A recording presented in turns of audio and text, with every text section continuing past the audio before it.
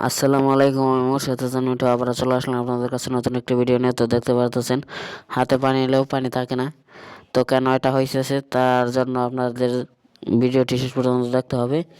তো তার জন্য এটা করার জন্য আমরা প্রথমে রিমোটের যে বাটনগুলো থাকে বাটন সেগুলো আমরা পুড়িয়ে নিব। রাবারের যে বাটন থাকে রিমোটের সেগুলো আমরা এখন পুড়িয়ে নিব। তো দেখতে পারতেছেন আমরা আগুন ধরিয়ে একটা কাগজে সেই বাটনের ছাইগুলো বা রিমোটের যে রাবারের অংশটা থাকে সেটার ছাইগুলো নিয়ে নিব। তো দেখতে পাচ্ছেন রিমোটের বাটনের ছাইগুলো আমরা সুন্দর করে নিয়ে নিতেছি। তো এভাবে নিয়ে নিব। তো আপনারা প্রত্যেকের সাথে থাকবেন এবং ভিডিওটি পর্যন্ত দেখবেন।